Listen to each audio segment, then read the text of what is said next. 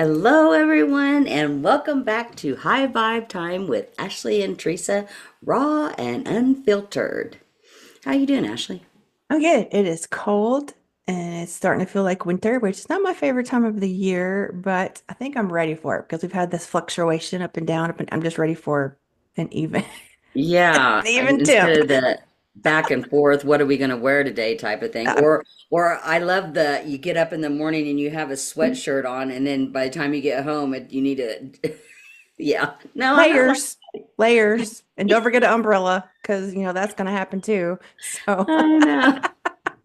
Yeah, but I agree. I'm ready for it just to get there and get it over with. if it's I'm gonna not a be there, fan let's planner. just do it. Let's just Yeah. do it. Okay, so today we're going to talk about a couple of weeks ago. I had mentioned that I was going on my first paranormal investigation. My best friend since second grade invited me to go with him. He is a huge paranormal. Uh, I don't know that I would say he's just interested in it. I mean, I know he goes to different places and experiences different things, but. And so he has this wonderful place in Tennessee that he goes to almost every single year on Halloween, the a couple days before, and then Halloween, and maybe a couple days after. And he invited me to go with him this year, and it worked in my schedule. And I was so excited to say yes because I've been wanting to go. I've been wanting to go with him, as a matter of fact, anywhere. And then he invited me to his this place, and it was absolutely magical. The city itself was just absolutely magical. A very, very small town in the middle of no, it was literally plopped in the middle of nowhere. I didn't know that I was ever going to get there or get back. But I want to talk about, we've talked before about how to protect our energy. And I want to start by talk about the things that I did before I went. So it was really funny because my husband is not into the woo-woo and any of that kind of thing. And he kept saying, don't bring back something, don't bring back something, don't bring back something. And I'm like, I'm not going to bring back anything. How do you know? Something's going to attach to you. I'm like, if you don't believe, then why are you telling me that? Yeah. But anyway, so what I did before was I got very grounded and centered before I even left the house. Now it's a 3-hour drive to where I went. And so, but before I even left the house, I got grounded and centered and I cleared my energy and I protected my energy. Um, I wanted to be open enough to where anyone who had crossed over wanted to speak to me or communicate with me, but I also didn't want anything to come with me either. Hmm. And so I just got clear, I got grounded, I set my boundary, my energetic boundary, set my intention for the trip and for my experience, whatever that was. And that's how I started off my trip. Hmm. Yeah, I love it. And as you was talking, one of him saying that, a lot of people talk about things getting attached to him like that and stuff, but for the most part, I'd say 99% of the time it's not going to happen. And the main reason that you put that bubble, I feel like, put the bubble around you is so that it's not the intensity that you feel, or it doesn't penetrate, you're able to feel it, but it doesn't penetrate your energy. Mhm. Therefore you don't take on that person or their spirits, all of the stuff that they have, but you're still able to sense and feel it. So yeah, I'm absolutely would do the same thing if I were going into a situation like that. And what was interesting about the trip, and I'm not going to get into too many stories, but though it's the place that we stayed was it's almost like an Airbnb type place where we had our own room, but there were other people in the house as well. And so there was a couple there that brought a lot of equipment for paranormal investigations. And I mean, they had a set up. I have never like computer monitors, cameras, lights, whatever. And we had to agree that that was like everybody in the house had to agree that it was okay to have those cameras there because they were on 24/7. So you just have to know that there's cameras on Yeah. 24/7. But we had to agree that that was okay for them to set that up in the house, whatever. But so we were eating the first night and they were talking about the things that they had captured on some of their pictures. They had captured a lot of orbs the night before, and they ended up picturing or taking a picture of a face in a window, that kind of thing.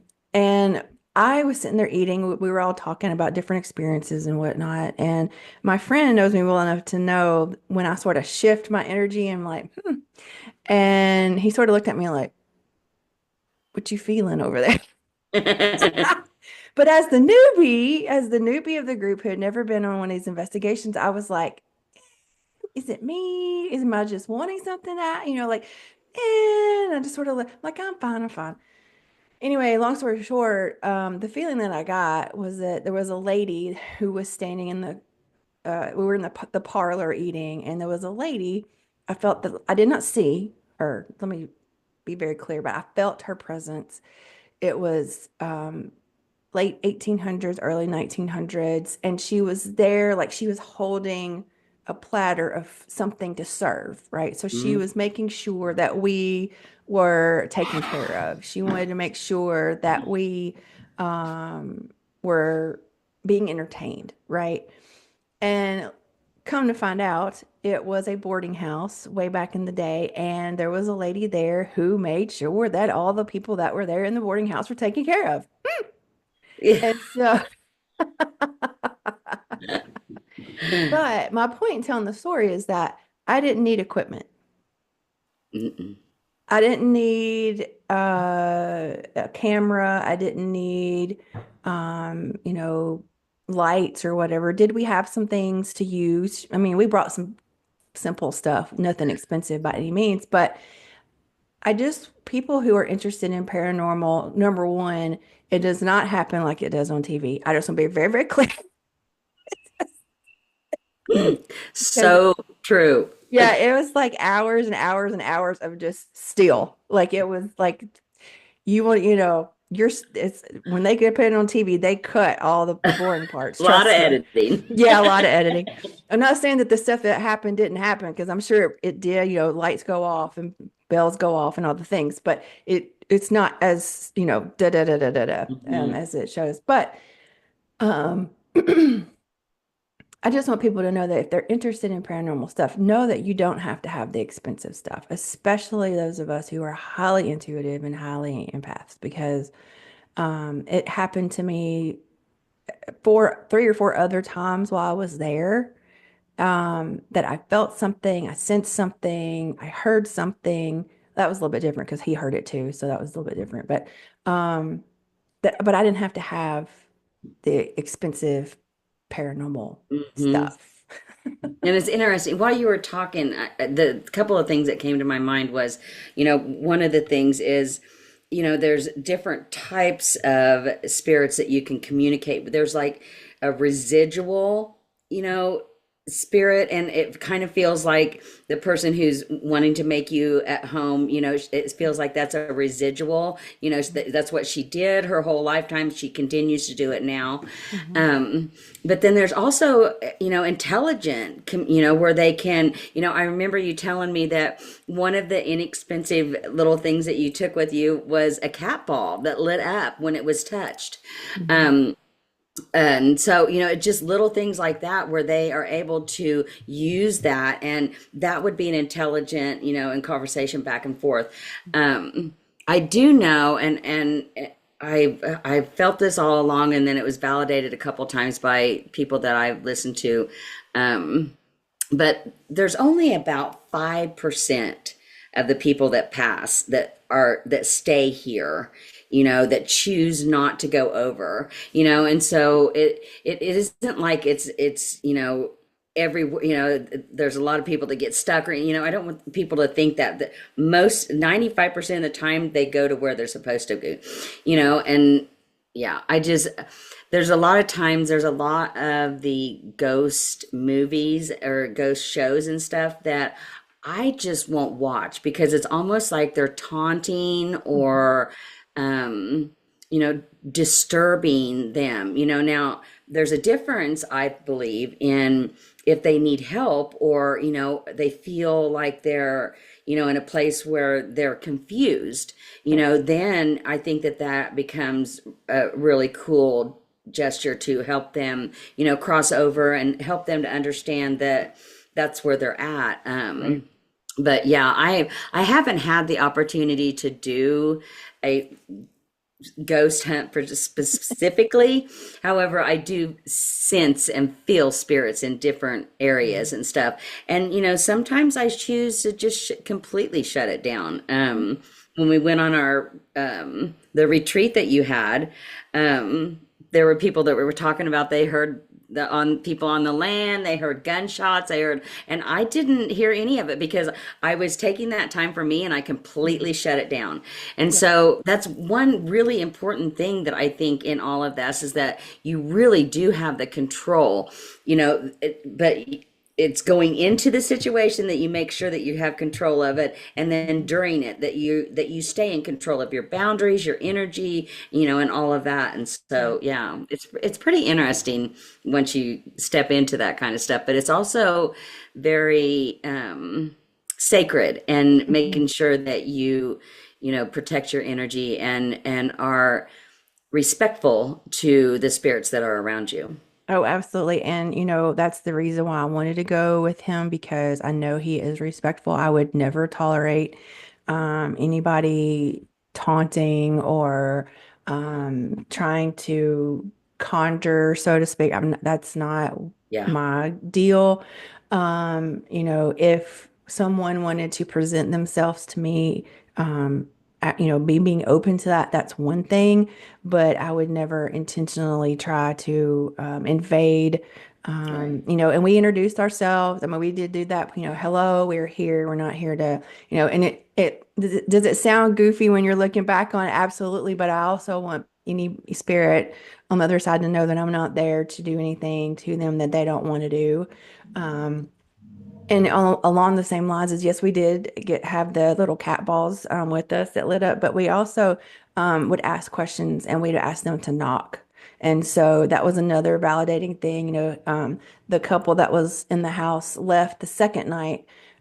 So he and I were there in the house by ourselves. And so we just sort of sat on the floor and was like, hey, if someone's here, can you please give us a sign, knock, we'd knock and, sometimes they would knock back. And so there was that intelligent spirit, and we were sitting in the kitchen and he saw my face again and he goes, what's going on? And I said, I feel like there's a kid in the house. Like, I feel like they're playing like, do you see me? Do you see me? Do you see me? Like hide and seek, And he was like, yeah, they said they were talking to a little girl the night before you got here. And I said, oh, okay. And so I said, are you here? I said, knock, knock, and I changed my way of speaking because if I'm speaking to a child, then I want to speak differently than if I'm speaking to, somebody else. And she was an intelligent spirit, and we had knocked on a couple of questions, and so it's that kind of, we can hear you, we can, we're here, we're not here to hurt you or anything like that. Mhm. Um, and then we also, when I left, and I think you probably did too, because we talked about it, thanking them for Yes. allowing us to be there, thanking them for communicating with us that we would be back, that kind of thing too. Mhm. Well, as you was talking, what came to me is when you first started talking about, that when you got there, you introduced yourself. It would be like if you went to a party that you didn't know very many people. You would go around and introduce yourself. It's just like, again, it comes back to that respectful thing. Mhm.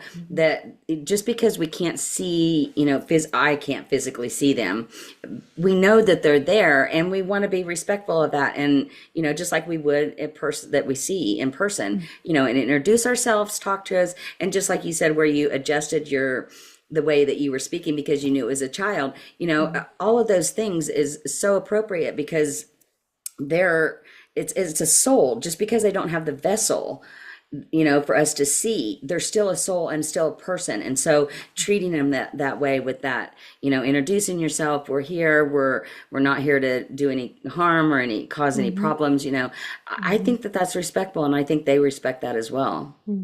Yeah. And it was fun. And we will definitely be back to that place. And we're already planning for another adventure in the spring, somewhere different. And so, yeah, it is just I learned a lot. And it also, and I said this to you on my way when I was driving back, that it it validated my own intuition and my own ability to communicate with someone who has passed.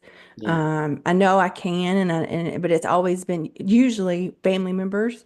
So I'm like, well, of course, family members would want to talk to me. I mean, like, why not, right? But when you don't know these people, I've never been to this place before, and I'm just walking in, and they're revealing their energy to me.